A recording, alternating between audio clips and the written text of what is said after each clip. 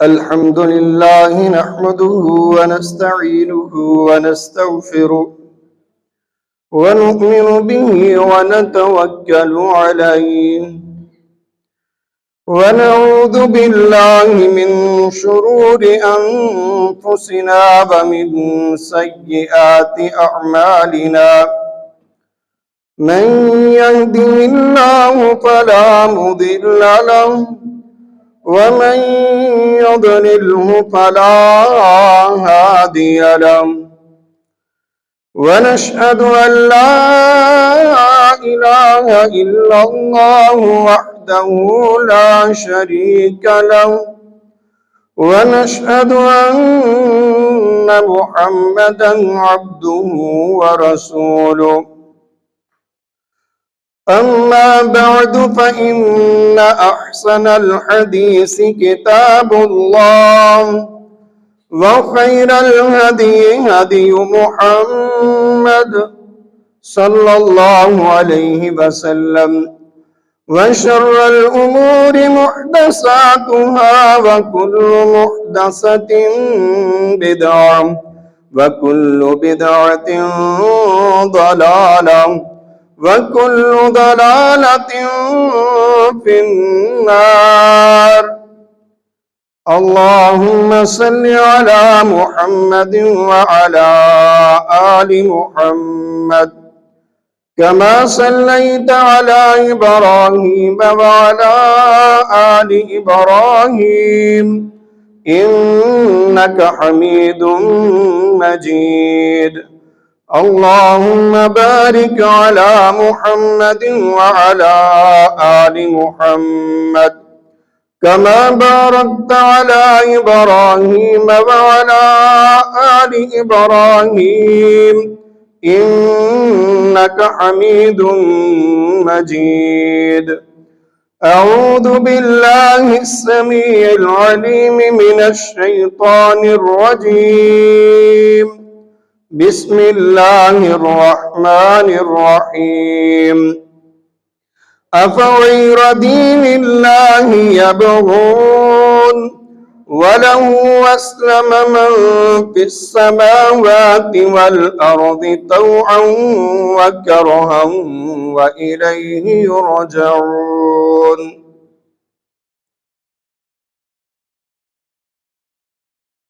کیا وہ اللہ کے دین، اس کے دستور، اس کے قانون اور اس کے سسٹم سے ہٹ کر کوئی ضابطہ، کوئی قانون، کوئی دستور، کوئی سسٹم تلاش کر رہے ہیں؟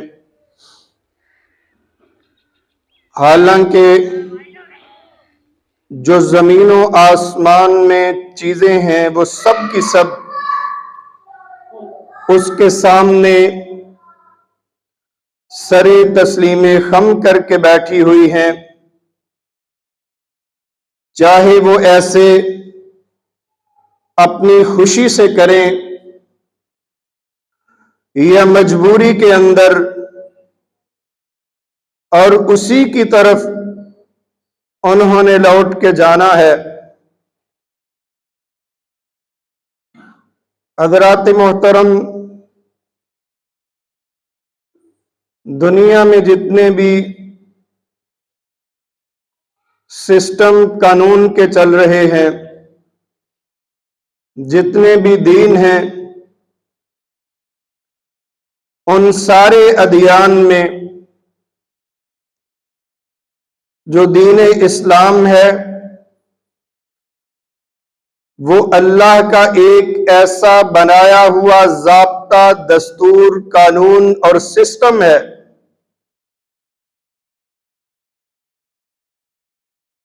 کہ جو انسان کی بہتری کے لیے، اس کی دنیاوی زندگی اور اخروی زندگی کی کامیابی کے لیے اللہ تعالیٰ نے سیدنا خاتم النبیین صلی اللہ علیہ وسلم کے ذریعے پوری دنیا کو عطا کیا۔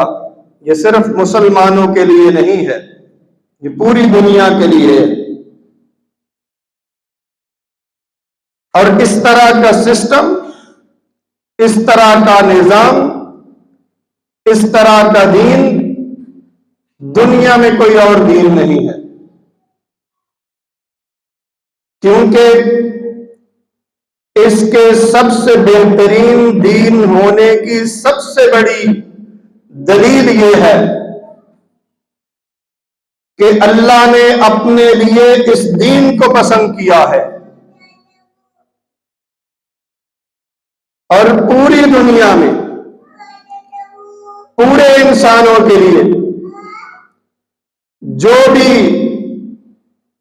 اللہ کی ذات کو اپنے ذہنوں میں رکھتے ہیں، چاہے وہ مسلمان ہو یا غیر مسلم، جو اس بڑی طاقت کو اس کا احساس رکھتے ہیں، یہ ان کے لیے سب سے بڑی رہنمائی ہے۔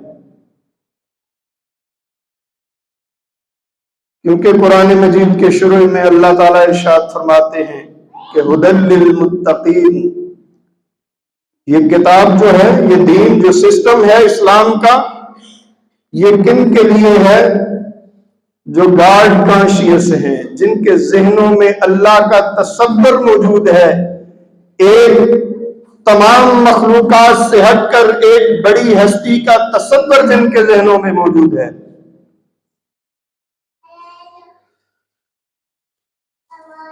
یہ ان کے لیے ہدایت ہے، ان کو رہنمائی دیتا ہے۔ اور جو اس کے علاوہ جو دوسرے سسٹم ہیں، جو قوانین اور ضابطے ہیں، جو ادیان ہیں، جو زندگی گزارنے کے اور طریقے ہیں، اس سے ہٹ کر وہ اللہ تعالیٰ کو بالکل پسند نہیں۔ اس دین کے اندر جب سے یہ نازل ہوا تب سے لے کر قیامت تک انسان کے تمام مسائل کا حل موجود ہے، لیکن مسئلہ یہ ہے کہ ہم اس کو پڑھتے نہیں، اور جو دوسرے دین ہیں، جو دوسرے سسٹم ہیں، جو دوسرے نظام ہیں، ان سے ہم متاثر ہو جاتے ہیں اور اس کے اندر کجیاں تلاش کرتے ہیں۔ یہ جی پرانی باتیں ہیں، یہی آرگومنٹ، یہی دلیل کفار مکہ کی تھی۔ وہ بھی یہی کہتے تھے کہ ان ھذا الا اساطیر الاولین، یہ تو پرانے لوگوں کی کہانیاں ہیں، یہ کیا دین ہوا؟ لیکن نہیں، ایسا بالکل نہیں۔ آج قرآن مجید کے بیان کردہ ایک ایک فیکٹ کے لیے سائنسدان اپنی زندگیاں گزار رہے ہیں، تب جا کے قرآن مجید کا بتایا ہوا اصول 1400 سال پہلے ان کو تھوڑا سا حاصل ہوتا ہے، پورا نہیں۔ کیونکہ یہ ایسا دین ہے جس قانون اور ضابطے کے مطابق اللہ تعالیٰ نے اس کائنات کو بنایا ہے، اسی قانون اور ضابطے کے مطابق انسان کو بنایا، اور اس انسان کے رویوں کو کنٹرول کرنے کے لیے اللہ تعالیٰ نے اپنا یہ دین اس کی فطرت کے مطابق اتارا۔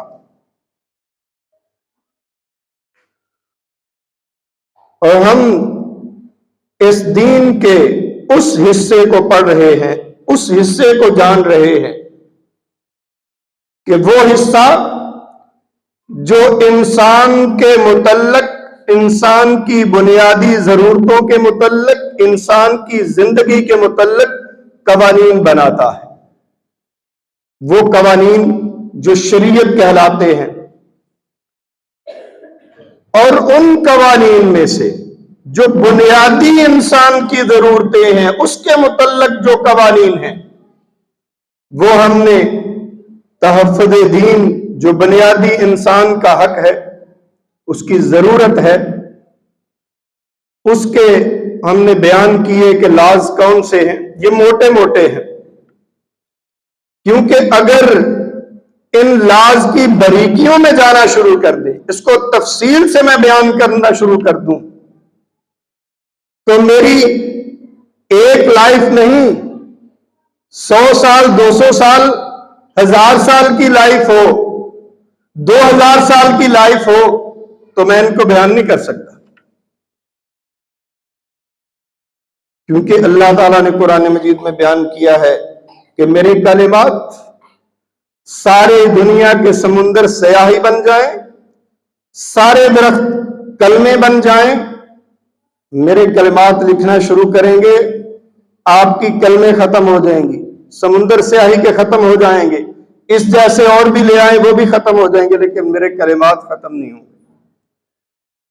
تو ہم موٹے موٹے جو قوانین ہیں، ہماری بنیادی ضرورتیں جو ہیں ان کے متعلق، جو دین کے متعلق تھے، وہ ہم نے پڑھے، وہ سنے، وہ بیان کیے۔ اور دوسرے نمبر پہ جو سب سے بڑی ضرورت انسان کی ہے، وہ انسان کا اپنی جان کا تحفظ ہے۔ اس سلسلے میں نے بتایا تھا کہ اسلام نے ہر آسپیکٹ سے، ہر پہلو سے انسان کی حفاظت کے لیے قوانین بنائے ہیں۔ اس کے دنیا میں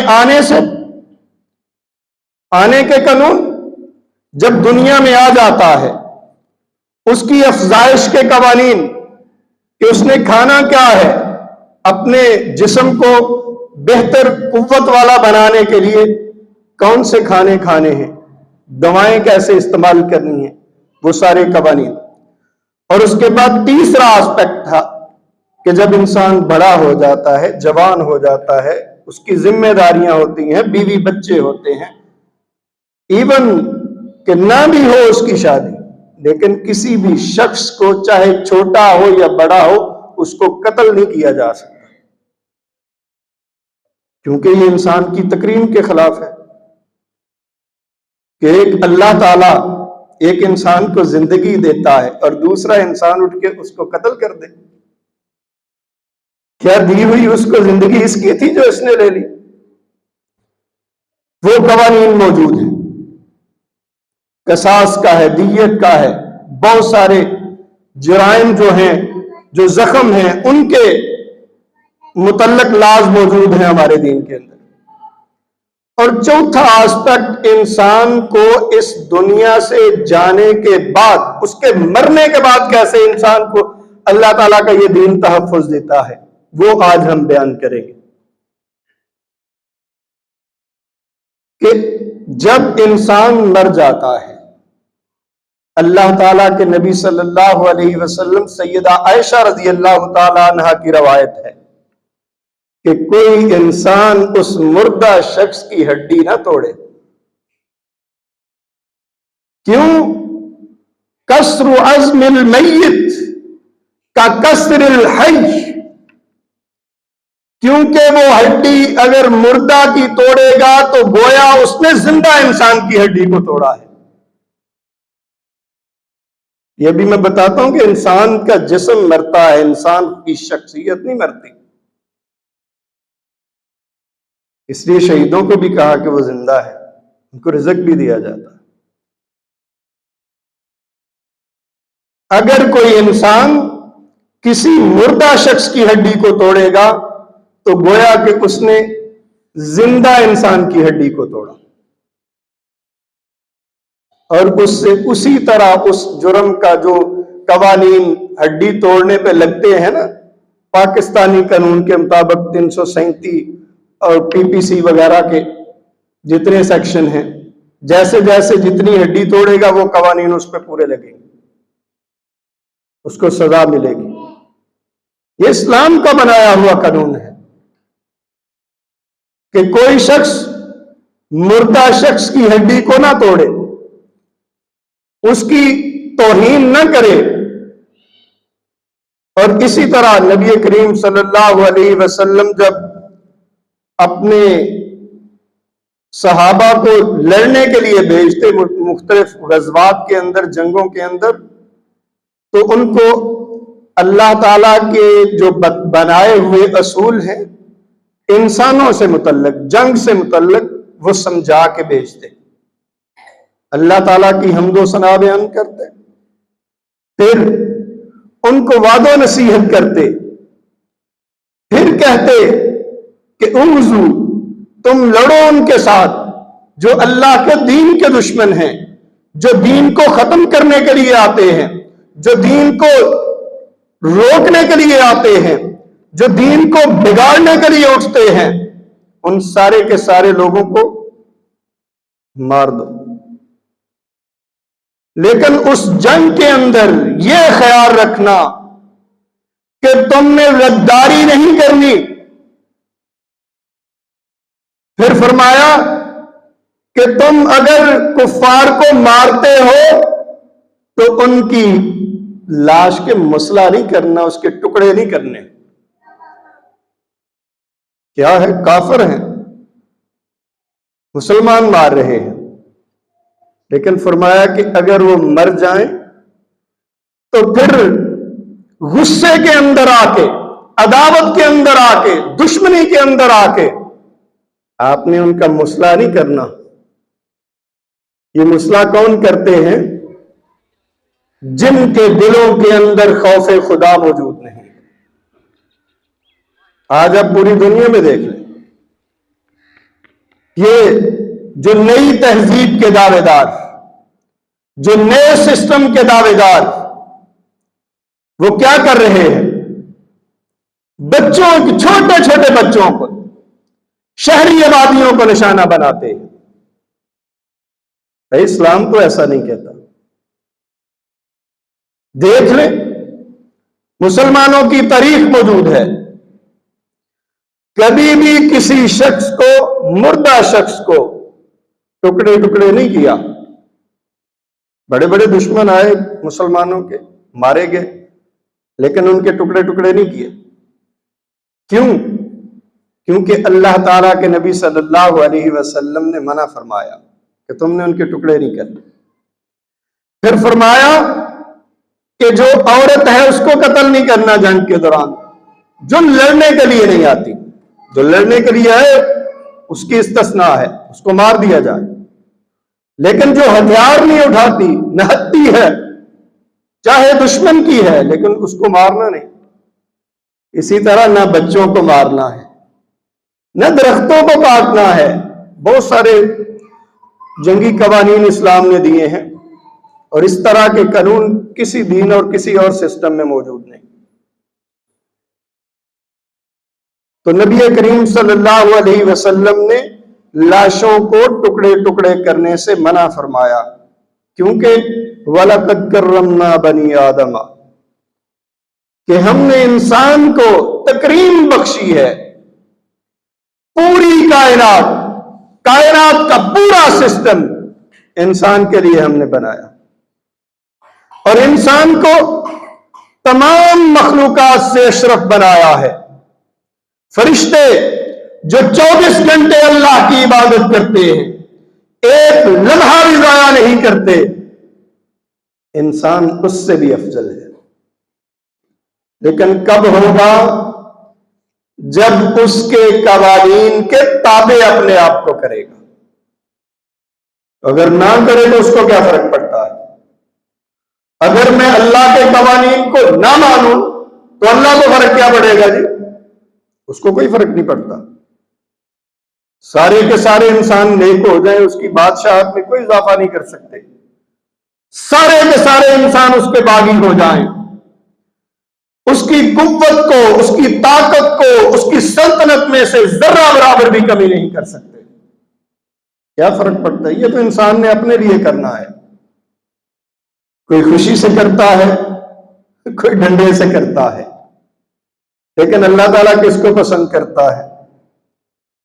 کہ جو اپنی عقل کو استعمال کر کے، اپنے شعور کے ساتھ اس دین کے تابع ہو جائے، اللہ اس کو پسند کرتا ہے۔ ہزار گناہ ہو اس کے، وہ معاف کرنے والا ہے۔ وہ اس سے معافی طلب کرے، اللہ معاف کر دے گا، اور اس کا تابع ہو جائے۔ اللہ کو تو بڑے پسند ہے ایسے انسان۔ تو نبی کریم صلی اللہ علیہ وسلم نے منع فرمایا کہ آپ نے ان لاشوں کا مسئلہ نہیں کرنا۔ اب انسان جب مر جاتا ہے تو اس کے جسم سے اس کی روح نکلتی ہے۔ اب روح کیا ہے؟ یہ ایک ایسا سوال ہے کہ جو شروع سے بڑے بڑے فلاسفر اس کے پیچھے پڑے رہے ہیں، لیکن اس کا کوئی سراغ نہیں ملا کہ یہ کیا ہے۔ جب انسان کے جسم سے روح جدا ہو جاتی ہے تو انسان مردہ ہو جاتا ہے، اور اصل شخصیت انسان کی وہی روح ہوتی ہے۔ اور وہ روح کیا ہے؟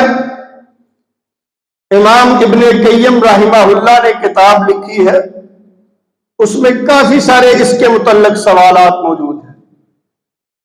انہوں نے بہت سارے سوالوں کا جواب دیا ہے، سوالن جوابن وہ۔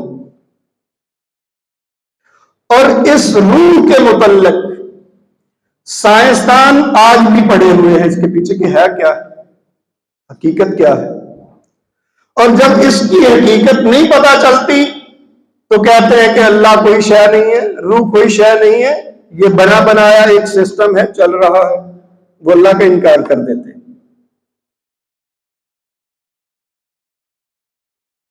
اسی طرح نبی کریم صلی اللہ علیہ وسلم سے کفار مکہ کے ذریعے یہودیوں نے پوچھا، وہ 3 سوال جس کے جواب میں سورہ اسراء نازل ہوئی، کہف نازل ہوئی، اس میں ایک سوال یہ تھا کہ ان سے پوچھیں کہ روح کیا ہے۔ یسألونک عن الروح، وہ آپ سے روح کے بارے میں سوال کرتے ہیں۔ اللہ فرماتے ہیں قل الروح من امر ربی، اے اللہ کے نبی ارشاد فرما دیجئے کہ روح میرے حکم سے ہے، میرے امر سے ہے، میرا حکم ہے، میرا فرمان ہے، میرا کلمہ ہے۔ کن خلقہ من تراب ثم قال له کن فیکون، مٹی سے بنایا، کن کہا اور وہ زندہ انسان بن گیا۔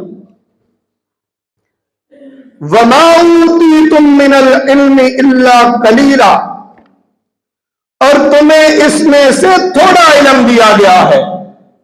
کتنا علم؟ صرف اتنا کہا قل الروح من امر ربی، یہ میرے رب کا امر ہے۔ کیا ہے؟ انسان کا ڈھانچہ بنایا، کن کہا، چلنا شروع ہو گیا، زندہ ہو گیا۔ اس سے بڑھ کر اللہ تعالیٰ نے روح کے بارے میں انسان کو علم نہیں دیا۔ کیوں؟ کیونکہ وہی کفار مکہ، وہی یہودی جو اللہ کے دین کی موٹی موٹی باتوں کو نہیں سمجھ سکتے، وہ اس روح جو بالکل ایک لطیف چیز ہے، بریک چیز ہے، جس کا احاطہ کرنا انسان کے بس میں نہیں، وہ کیسے سمجھ سکتے ہیں؟ ان کی اتنی عقل ہی نہیں ہے۔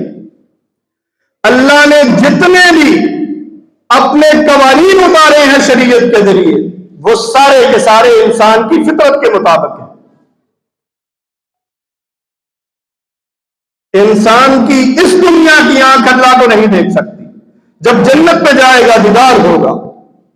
موسیٰ علیہ السلام اصرار کرتے ہیں میں دیکھنا چاہتا ہوں، کیا بنا تھا؟ دیکھ سکے تھے؟ قال لن ترانی، آپ نہیں دیکھ سکتے۔ تو اس روح کے بارے میں تم کیا جانتے ہو؟ تم تو اللہ اور اس کے رسول کے موٹے موٹے احکامات کو نہیں سمجھ پا رہے، تم روح کے پیچھے پڑے ہوئے ہو۔ قل الروح من امر ربی، اور یہ اللہ کے امر میں سے ہے۔ آج اس کو سمجھنا ہو نا روح کیا ہے، تو یوں سمجھ لیں کہ آج کل ایک مشینی انسان بنا ہے۔ انسان ہے مشین کا، لوہے کا بنا ہے، روبوٹ۔ اس کا سسٹم کیا ہے؟ بجلی پہ چلے گا، اس کو انرجی ملے گی، اس کا وہ سارا کا سارا ڈھانچہ انسان کی طرح کا ہے، اور جو وہ حرکتیں کرتا ہے، جو کام کرتا ہے، وہ کس سسٹم کے تحت کرتا ہے؟ وہ کسی کو نظر آتا ہے؟ وہ سسٹم کسی کو نظر آتا ہے کہ وہ کس سسٹم کے تحت یہ جو اس کو کمانڈ دی گئی ہے کہ اس نے لوگوں کو کھانا سرو کرنا ہے یا کھیتی باڑی کرنی ہے؟ وہ نظر نہیں آتا۔ اسی طرح انسانی جسم ہے، یہ گوشت پوشت کا یہ مادہ ہمارے سامنے ڈھانچہ موجود ہے، اس کو انرجی کہاں سے ملتی ہے؟ کھانے پینے سے اس کی طاقت ہوتی ہے نا، کھائے پیے گا نہیں تو طاقت نہیں ہوگی اس کی۔ اور جو انسان کے اعضاء ہیں، مٹھی بند ہوتی ہے، کھلتی ہے، پاؤں چلتا ہے، لیٹتا ہے، بیٹھتا ہے، انسان کو اگر کسی کے حملے کا خطرہ ہوتا ہے تو فوری طور پہ انسان کا جسم جو ہے رد عمل دیتا ہے اس کی حفاظت کے لیے، اپنی حفاظت کے لیے۔ وہ کس سسٹم کے تحت ہے؟ وہ نظر آتا ہے۔ جس طرح اس روبوٹ کا سسٹم جو سافٹ ویئر ہے وہ نظر نہیں آتا، اسی طرح انسان کو کنٹرول کرنے والی چیز روح ہے، وہ انسان کو نظر نہیں آتی۔ امام شافعی رحمہ اللہ سے سوال ہوا کہ کیا روح بدن کو اٹھاتا ہے یا بدن روح کو اٹھاتی ہے؟ تو امام شافعی رحمہ اللہ فرماتے ہیں کہ روح جسم کو اٹھاتی ہے۔ آپ دیکھتے نہیں کہ جب روح نکل جاتی ہے انسانی جسم سے تو کیا ہوتا ہے؟ انسان لم لیٹ ہو جاتا ہے، کوئی حرکت نہیں کر پاتا، کھڑا بھی نہیں ہو سکتا، بیٹھ بھی نہیں سکتا، پاؤں بھی نہیں چلا سکتا۔ اس کا مطلب ہے کہ روح جو اللہ کا امر ہے، جو نہ دکھنے والی چیز ہے، جس کو نہ دکھنے کی بنا پر آج کے سائنسدان اپنی سائنس کی وجہ سے لوگوں کو مرعوب کر کے اللہ کے وجود کا انکار کرتے ہیں کہ کوئی روح نہیں اور کوئی اللہ نہیں ہے۔ خود اپنا سسٹم بغیر سافٹ ویئر کے نہیں چلا سکتے، تو یہ انسان اتنا بڑا بغیر سسٹم کے چل جاتا ہے، پھر تو تم اپنے جسم کا انکار کر رہے ہو، اپنے جسم کا انکار کر رہے ہو کہ وہ اللہ تعالیٰ نے جو روح انسان کے اندر ڈالی ہے انسان کے سارے جسم کو کنٹرول کرتی ہے، جیسے روبوٹ کا سافٹ ویئر جو ہے وہ کنٹرول کرتا ہے۔ آپ دیکھیں، اس کو ایسے سمجھیں کہ جو نوجوان کمپیوٹر چلاتے ہیں نا، کمپیوٹر کے اندر ونڈوز انسٹال ہوتی ہے، پھر کمپیوٹر چلتا ہے، تبھی کام کر سکتے ہیں نا۔ اگر اس کو آپ نکال دیں، ان انسٹال کر دیں تو کیا ہوگا؟ کیا سسٹم چلے گا؟ مردہ ہو جائے گا۔ اسی طرح انسان کے اندر اللہ کا امر، اس کی روح موجود ہے جو اس کو کنٹرول کر رہی ہے اس کی حرکتوں کو، اگر وہ نکل جائے تو انسان بھی مردہ ہو جاتا ہے، کوئی فنکشن اس کا جسم نہیں کرے گا۔ اور آج کی سائنس یہ بتاتی ہے، کیونکہ ریسرچز آ رہی ہیں، سارے سائنسدان ایک جیسے نہیں ہیں، سائنسدانوں میں بھی گاڈ کانشیس لوگ موجود ہیں، متقین جس کو اللہ تعالیٰ قرآن مجید میں کہتا ہے، جو خدا کا احساس رکھتے ہیں اور سمجھتے ہیں کہ یہ کائنات اس کے کنٹرول میں چل رہی ہے، وہ بھی موجود ہے، کہ یہ ایک موجود ہے۔ مورس بقائے، اس کے علاوہ جیفری لینڈ، اس کے بعد کیتھ مور، اور اب بھی بہت سارے ایسے سائنسدان ہیں جو ملحد سائنسدانوں کی مخالفت کرتے ہیں۔ کیوں؟ وہ کہتے ہیں کہ یہ صرف مادہ ہے، ایٹم ہے، ایٹم سے انسان کا خلیہ بنتا ہے اور آگے پورا انسان کا ایک عضو بنتا ہے، اور اسی طرح سارا جسم۔ وہ کہتے ہیں کہ سارا مادہ ہے، کوئی اس کے اندر روح نہیں ہے۔ اس کو بھی مادہ ہی کہتے ہیں، کہ اس کو شعور کا نام دیتے ہیں، ہم روح کا نام دیتے ہیں، وہ شعور کہتے ہیں کہ جو شعور ہے وہ بھی ختم ہو جاتا ہے انسانی جسم کے اندر سے، جبکہ روح اور شعور ایک ہی چیز ہے، وہ ختم نہیں ہوتا۔ وہ آگے ایک تھیوری ہے، وہ میں بتاتا ہوں کہ کس طرح انسان کے سارے اعمال، انسان کے اعضاء کی حرکتیں، جس طرح ایک کمپیوٹر پروگرام میں جو آپ کام کرتے ہیں وہ سیو ہو جاتا ہے، وہ سارے کے ساری چیزیں آپ کی روح کے اندر سیو ہو جاتی ہیں، اور روح نکل بھی جائے، قیامت کے دن اللہ جب اس روح کو لٹائے گا، پھر انسان کے اعضاء اس کے خلاف گواہی دیں گے، اس کو اپلائی کیا جائے گا، وہ اس حساب کتاب کے ساتھ جو کرامن کاتبین ہمارے کندھوں پہ بیٹھے لکھ رہے ہیں ان سے میچ کیا جائے گا کہ کہیں کو گڑبڑ تو نہیں ہے۔ ہوتا ہے نا بیک اپ، ڈیٹا سیو کرنے کے لیے بیک اپ ہوتا ہے نا، کہ اگر کمپیوٹر سے یکدم بجلی چلی جائے، اس کو نقصان نہ پہنچے، تو بیک اپ پہ ایک مشین ہوتی ہے جس کے اندر ڈیٹا موجود ہوتا ہے، وہ ڈیٹا ختم نہیں ہوتا، وہ ریکور ہو جاتا ہے۔ یہی انسان کے اندر سسٹم ہے۔ آج کی جو لیٹسٹ تھیوری ہے، کوانٹم تھیوری جو فزکس کی ہے، وہ بتاتی ہے کہ انسان کے دماغ کے اندر، دماغ کے جو خلیے ہیں نا، اس کے اندر وہ چیز موجود ہے، روح ایک چیز موجود ہے کہ جو انسانی جسم کو کنٹرول کرتی ہے۔ اگر فرض کریں انسان کا دل بند ہو جاتا ہے، تو دل بند ہونے کے بعد جتنی بھی اس کی حرکتیں اور میموری ہوگی وہ فوری اس میں شفٹ ہو جاتی ہے اس خلیے کے اندر، اور وہ خلیہ پھر تقسیم ہو کے کائنات میں تقسیم ہو جاتا ہے، اڑ جاتا ہے، کائنات میں چلا جاتا ہے۔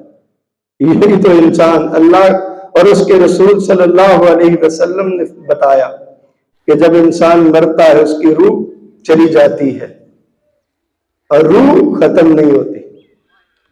انسان کی شخصیت، اس کے اعمال، اس کی میموری اس روح کے اندر چلی جاتی ہے، اور قیامت کے دن وہی لٹائی جائے گی، اور سوال پوچھے جائیں گے، حساب کتاب ہوگا، انسان کے اعضاء اس کے خلاف گواہی دیں گے یا اس کے حق میں گواہی دیں گے، ایون کہ جو آپ کے اعمال ہیں وہ انسانی صورتوں میں آئیں گے نا۔ وہ نبی کریم صلی اللہ علیہ وسلم کی لمبی حدیث ہے، جو کافر کی موت اور مومن کی موت کا جو منظر بیان کیا ہے، اس کے اندر جب انسان اپنی قبر میں لٹا دیا جاتا ہے سوال و جواب کے بعد، اگر وہ جنتی ہے تو اس کا جنت کا بستر بچھا دیا جاتا ہے، اور پھر ایک انسان آتا ہے جس کے چہرے کی روشنی اس قدر تیز ہوتی ہے جو سورج کی روشنی سے بھی زیادہ ہے، تو انسان پوچھتا ہے تم کون ہو؟ بڑے اچھے اعمال والے لگ رہے ہو، جیسا بڑا خوبصورت عمل ہو، بڑا خوبصورت آپ کا رویہ ہو، تو وہ کیا کہتا ہے آگے کہ میں تمہارا فلاں عمل ہوں اچھا جو تم نے دنیا میں کیا۔ اسی طرح برے آدمی کے پاس کلی صورت کا شخص آئے گا، بدبو آتی ہوگی اس سے، گندے کپڑے پہنے ہوں گے، اور وہ آ کے اس سے پوچھے گا شخص قبر میں لیٹا ہوا کہ تم کون ہو؟ بڑے برے لگ رہے ہو۔ وہ کہے گا میں تمہارا ہی تو برا عمل ہوں جو دنیا میں کرتے تھے۔ تو یہ تھیوری اس وقت بھی 1400 سال پہلے کے عرب کے بدوؤں میں جائیں، جہاں پہ نہ ٹیلیسکوپ تھی، نہ مائکروسکوپ تھی، نہ آج کا جدید ٹیکنالوجی موجود تھی، لیکن قرآن مجید میں اللہ تعالیٰ نے فرمایا کہ خلق الانسان من عجل، کہ ہم نے انسان کو ایسا بنایا ہے جو جلد پسند ہے۔ سأریکم آیاتی، میں دکھاؤں گا تمہیں اپنی آیات، لا تستعجلون، جلدی نہ کرو۔ پھر فرمایا سنریہم آیاتنا فی الآفاق وفی انفس، کہ ہم اپنی نشانیاں دکھائیں گے اس کائنات کے اندر اور انسان کے جسم کے اندر بھی. اور یہ انسان کے اندر، جو انسان کے جسم کے اندر یہ اللہ تعالی کی آیت ہے، آج وہ تھیوری بتاتی ہے کہ انسان کی روح کے ساتھ اس کی سارے اعمال کا بیک اپ سیو ہو کے اللہ تعالیٰ کے پاس جاتا ہے، اور اسی سے انسان کو پھر واپس اس کو جسم کوئی بھی دے دیں. جیسے کمپیوٹر کے اندر آپ ایک ہارڈ ڈسک کسی بھی کمپیوٹر کے اندر لگا کے اس کو چلا سکتے ہیں نا، اسی طرح وہ پھر روح جو ہے، چاہے یہ جسم ہو یا نیا بنا دیا جائے، اس میں لگا دیا جائے، اعمال وہی رہیں گے. ایسا ہی ہے نا کمپیوٹر کا سسٹم. تو وہ سسٹم جو انسان کو نظر نہیں آتا، جو انسان کے اندر موجود ہے، جس کو مذہب، جس کی بنیاد پر مذہب اور سائنس کو علیحدہ علیحدہ کر دیا گیا. اور کیا ہوا؟ ہونا تو یہ چاہیے تھا نا، سائنس بھی کوئی علم، وہ آسمان سے باہر کا علم تو نہیں ہے، شریعت سے بڑا علم تو نہیں ہے نا، کیونکہ یہ اللہ تعالیٰ کا نازل کرتا ہے. وہ تجربات سے حاصل کرتا ہے. وہ تجربات کس پہ ہیں؟ اس کائنات کے اوپر.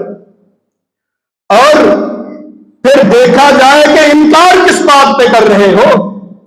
یہ تم مانتے ہو کہ انسان کو ایک ایٹم سے بنایا گیا، مادے سے بنایا گیا، اور اتنا نہیں آج تک پتا چلا کہ اس مادے کے اندر زندگی کون ڈالتا ہے، اس ایٹم کے اندر زندگی کس نے رکھی ہے.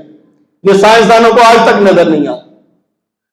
ہمارا مذہب، ہمارا دین بتاتا ہے یسألونک عن الروح، اگر مادے کے اندر زندگی پتا کرنی ہے کہ کہاں سے آتی ہے تو بتا دیجئے قل الروح من امر ربی، یہ میرے رب کا امر ہے روح اس کے اندر، جو مادے کے اندر زندگی دیتا ہے، جو بے جان چیزوں کے اندر زندگی دیتا ہے. اس کی نشانیاں دیکھنی ہیں تو یہ دیکھ لو، یہ جو آپ کے درخت ہیں یہ بھی حیات زندہ ہے نا، یہ بھی بڑھتے ہیں، ان کے اندر بھی زندگی موجود ہے.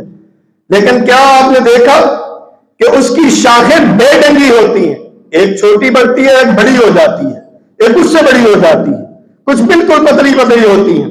لیکن انسان کا جسم جب بڑھتا ہے، یہ بازو اتنا ہی بڑھتا ہے جتنا یہ بڑھتا ہے، برابر بڑھ رہے ہیں. کیا یہ بغیر سسٹم کے ہو سکتا ہے؟ ایسا نہیں ہو سکتا. اس لیے میرا آپ نوجوانوں کو یہ میں بتا رہا ہوں کہ تم نے جا کے کالجوں اور یونیورسٹیوں میں سائنس پڑھنی ہے، وہاں پہ بڑے بڑے پروفیسر ہیں جو سائنس کے نام پہ آپ کو مروب کریں گے اور آپ کو الحاق کی جو تعلیم دیں گے، وہ کہیں گے کہ اللہ کوئی شے نہیں ہے، مذہب کوئی شے نہیں ہے. تم کن چکروں میں پڑے ہوئے ہو؟ تو تم نے بتانا ہے کہ تم ہی بتا دو کہ اس مادے کے اندر زندگی کون ڈالنے والا ہے. کوئی جواب نہیں ملے گا. پھر یہ سورہ اسراء کی آیت پڑھ کے بتانا کہ یسألونک عن الروح، یہ سسٹم کہاں سے آتا ہے، یہ کہاں سے زندگی آتی ہے.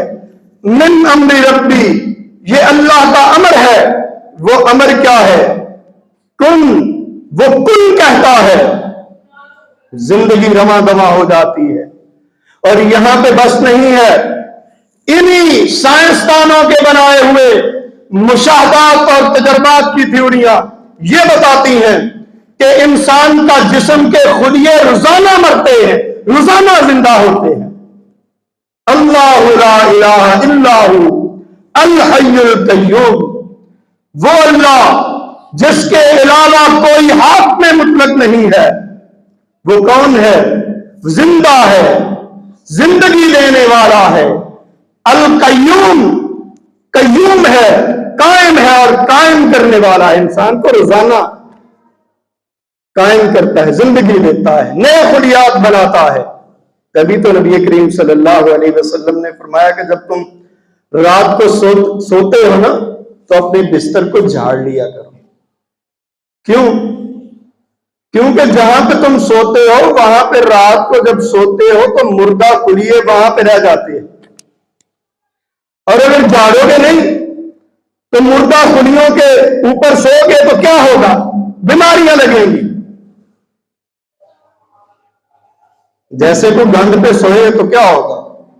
گند ہی لگے گا نا۔ اس لیے یہ انہی سائنسدانوں، آپ نے سائنس سے مرعوب نہیں ہو، سائنس بھی اللہ کے نازل کردہ دین کے مطابق ہے، علم ہی ہے نا، وہ بھی اسی کائنات کا علم ہے، اور کائنات کے سارے علوم اس کائنات کے مطابق ہے، اور اللہ کے نازل کردہ قوانین دین اسلام وہ بھی کائنات کے اصولوں کے مطابق ہے، کوئی فرق نہیں۔ تو نبی کریم صلی اللہ علیہ وسلم نے فرمایا کہ جس کی روح نکل جاتی ہے، جو مردہ ہو جاتا ہے، اس کا آپ نے اکرام کرنا ہے، عزت کرنی ہے، اس کی ہڈیاں نہیں توڑنی۔ اگر جنگ میں ہو قتل کر دیتے ہو، لیکن وہ مر جاتا ہے تو اس کے ٹکڑے ٹکڑے نہیں کرنے۔ یہ انسان کی تکریم ہے مردہ شخص کی، کہ مردہ شخص کو، ایک مرنے والے کو کس طرح اللہ تعالیٰ کے نبی صلی اللہ علیہ وسلم اور اللہ نے کس طرح تحفظ فراہم کیا۔ یہ ہمارے دین کے اندر یہ لاز موجود ہے، کسی اور دین کے اندر نہیں ہے۔ وہی حدیث، نبی کریم صلی اللہ علیہ وسلم ابو طلحہ کے پاس تھے، دیکھا کہ ان کا وقت قریب آ گیا ہے، تو نبی کریم صلی اللہ علیہ وسلم اٹھتے ہوئے کہہ گئے کہ میں نہیں دیکھ رہا کہ یہ بچ جائے گا، اس کا آخری وقت آ گیا ہے، لیکن جب یہ فوت ہو جائیں تو مجھے اطلاع کر دینا، اس کو دفن کرنے میں، کفن اس کا پہنانے میں جلدی کرنا، اس کو رکھ نہ چھوڑنا کہ تم نے اس کو اپنے اندر رکھے نہیں رکھنا 2 دن 3 دن۔ فرمایا کہ جلدی کرنا ہے، جلدی اس کو کفن دفن کا انتظام کرنا ہے۔ کیوں؟ اگر اس کو دیر کریں گے تو اس کی شکل بگڑ سکتی ہے، اس کا جسم خراب ہو سکتا ہے، بدبو پیدا ہوتی ہے، تکلیف دیتی ہے۔ اس لیے فرمایا کہ اس کی تکریم کا یہ تقاضا ہے کہ اس کو جلدی دفن کر دیں، اور پھر فرمایا کہ اس کو غسل دینا ہے، گندا نہیں بھیجنا۔ یہ ایک مردہ شخص کی تعظیم ہے، اس کی تکریم ہے، اس کی عزت ہے، کہ دوسرے مذاہب کی طرح جو جلا دیتے ہیں، جو مختلف قسم کے طریقوں سے اس کو پھینک آتے ہیں، دفنا آتے ہیں، لیکن سب سے خوبصورت طریقہ نبی کریم صلی اللہ علیہ وسلم نے بتایا کہ آپ نے مردے کو یوں نہیں سمجھنا کہ وہ مر گیا تو بس اس کو جیسے مرضی آپ ٹریٹ کرو، ایسا نہیں ہوگا۔ غسل دو اس کو، اور غسل طاق دینا ہے۔ کہاں سے شروع کرنا ہے؟ جیسے وضو کر پہلے استنجا کرواتے ہیں، اس کے پرائیویٹ پارٹس دھوتے ہیں، پھر وضو کرواتے ہیں، پھر اس کے بعد 3 دفعہ بیری کے پتے ڈال لو۔ آج کل بہت سارے ایسے کیمیکلز ہیں آپ کے پاس، جو ہماری انڈسٹری جو ہے بیوٹیشن کی، اس کے اندر بہت ساری چیزیں، کریمیں ہیں، صابن ہیں، اس طرح ان کو خوبصورت طریقے سے اچھی طرح غسل دینا ہے تاکہ اس کے جسم سے ساری گندگی ختم ہو جائے۔ اس کو طاق غسل دینا ہے 3 دفعہ کم از کم، 5 دفعہ، 7 دفعہ، 9 دفعہ، 11 دفعہ، اور جب آخری بار غسل دے تو کیا کرنا ہے؟ اس کے اندر خوشبو ملانی ہے۔ نبی کریم صلی اللہ علیہ وسلم کی حدیث موجود ہے، اگر کوئی خاتون ہے تو اس کے بالوں کو کھول کے اچھی طرح دھونا ہے۔ مرد کو مرد نہلائے گا اور عورت کو عورت نہلائے گی، کچھ ایکسیپشنز ہیں، لیکن اصل طریقہ یہی ہے کہ مرد کو مرد غسل دے گا، عورت کو عورت غسل دے گی، اور کپڑے کے ساتھ اس کے پارٹس کو دھونا ہے، اس کے اعضاء کو دھونا ہے، اور کور ہو، ننگا جسم تو اس کے سارے کپڑے اتار دیے جائیں، لیکن پردے کے اندر اس کو نہلایا جائے۔ اور پھر نبی کریم صلی اللہ علیہ وسلم نے ایسے شخص کی جو نہلاتا ہے کسی مردے کو، اس کی بڑی فضیلت بیان کی ہے۔ فرمایا کہ اس کی 40 دفعہ توبہ قبول کی جائے گی۔ ایک حدیث میں ہے کہ 40 بڑے گناہ کیے ہو نا، 40 بڑے بڑے گناہ وہ معاف کر دیے جائیں گے، اور 40 دفعہ اس کی توبہ قبول کی جائے گی، یعنی 40 دفعہ اس کو معاف کر دیا جائے گا، یعنی بڑے بڑے گناہ بھی 40 کرے تو ختم ہو جائے۔ یہ نبی کریم صلی اللہ علیہ وسلم نے اس شخص کی فضیلت بتائی ہے جو ایک مردہ شخص کی تکریم کرتا ہے، اس کو غسل دیتا ہے۔ اور پھر نبی کریم صلی اللہ علیہ وسلم نے جنازہ پڑھنے والوں کی بھی فضیلت بتائی، اور یہ ایک مسلمان کا دوسرے مسلمان پہ حق بھی ہے کہ جب وہ مر جائے تو دوسرے مسلمان کو چاہیے، اس پر اس کا حق موجود ہے، جو مردہ شخص ہے تو اس کے جنازے میں شامل اور جنازہ پڑھا جائے۔ اس کے بارے میں نبی کریم صلی اللہ علیہ وسلم نے فرمایا کہ جو شخص جنازے میں شریک ہوتا ہے، اللہ تعالیٰ اس کو ایک قرات کا، ایک احد پہاڑ اس کے برابر ثواب عطا کرتے ہیں۔ احد پہاڑ سے مطلب یہ ہے کہ وہ سونے کا، اور سونا آپ خرچ کریں اور اس کے مطابق جو آپ کو ثواب ملے گا، وہ ثواب کتنا ہوگا آپ اندازہ نہیں کر سکتے۔ اور پھر فرمایا کہ جو قبرستان میں جاتا ہے اس کو دفن کرنے کے لیے دفن کرتا ہے، اس کی قبر پہ مٹی ڈالتا ہے، تو اس کو کتنا ثواب ملے گا؟ 2 قرات، وہ 2 پہاڑ بن جائیں، 2 پہاڑوں کے جتنا ثواب۔ اور جو قبر کھودتا ہے، نبی کریم صلی اللہ علیہ وسلم فرماتے ہیں کہ وہ ایسے ہی ہے جیسے اس نے کوئی کرائے کا مکان دیا اور اس کو کرایہ آتا ہے، وہ جب تک اس میں قیامت تک اٹھنے تک اس مردہ شخص اس قبر میں رہے گا، اس قبر کھودنے والے کو جیسے کرایہ آتا ہے نا، اسی طرح ثواب کا کرایہ آتا رہے گا قیامت تک۔ کیا ایسی تقریب انسان کے زندہ ہونے کے بعد کسی دین میں موجود ہے؟ کسی دین میں موجود نہیں۔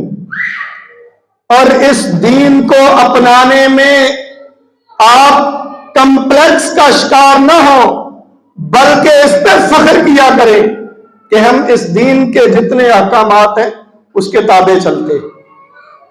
کیوں؟ اگر نہ کرو گے تو اللہ کو دین یہی پسند ہے، جو سارے زمین و آسمان کی چیزیں ہیں وہ اس کے سامنے سر تسلیم خم کرتی ہیں، چاہے وہ اپنی خوشی سے کرے یا چاہے وہ ناراضگی سے کریں، لیکن کرتی ہیں، اور اسی کی طرف لوٹ کے جانا ہے۔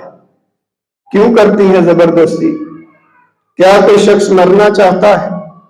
نہیں مرنا چاہتا نا، فرشتے لے جاتے ہیں نا، اس کے پاس کون سا اختیار ہے؟ اسی طرح پوری کائنات کے اندر کوئی ایک چیز بھی اللہ کے کسی حکم کی خلاف ورزی نہیں کرتے۔ والشمس تجری لمستقر لہا، سورج اپنے مدار میں گھوم رہا ہے، چاند اپنے مدار میں گھوم رہا ہے، پوری کائنات کے سارے سیارے اپنے مدار میں گھوم رہے ہیں۔ کیوں؟ اللہ کا حکم ہے، وہ چاہے مجبوراً گھومے یا چاہے اپنی مرضی سے، لیکن وہ سارے کے سارے اپنی مرضی سے گھوم رہے ہیں، اللہ کے حکم کے مطابق، اس کے سامنے سر تسلیم کر کے۔ لیکن انسان ہی ہے جو اکڑتا ہے، اور انسان کی اوقات کیا ہے؟ قرآن مجید بیان کرتا ہے، هل أتى على الإنسان حين من الدهر لم يكن شيئا مذكورا، کہ کیا انسان پہ ایسا وقت نہیں تھا کہ وہ کوئی قابل ذکر شیء نہیں تھا۔ इन्ना खलकनल इंसान मिन नुत्फतिन अमशाज नब्तली, मियां बीवी के कतरे से, पानी के कतरे से एक इंसान को पैदा किया, और जब वो जवान हो जाता है तो कहता है कि मेरे शऊर से बड़ा किसी का शऊर नहीं, मेरी अकल से बड़ी किसी की अकल नहीं, मेरी ताकत से बड़ी किसी की ताकत नहीं, मेरी पावर से ज्यादा किसी की पावर नहीं, लेकिन है क्या? पानी का बुलबुला। अल्लाह उस अपने अमर को इंसान के जिस्म से वापस ले ले तो मुर्दा पड़ा होता है, हिल भी नहीं सकता, अपने मर्जी से कब्र में भी नहीं जा सकता, अपनी मर्जी से फिर कुछ भी नहीं कर सकता। तो क्या है, इंसान किस बिना पे जिंदा है? अर्रूह, वो कंट्रोलिंग सिस्टम जो अल्लाह ने इंसान के अंदर रखा है, और वो ऐसा कंट्रोलिंग सिस्टम है जो इंसान के सारे अमाल का बैकअप लेके अल्लाह के पास जाएगा, और उस दिन सारे के सारे अमाल और इंसान के सारे आज़ा जाके इंसान के खिलाफ गवाही देंगे। व आखिर दावाना।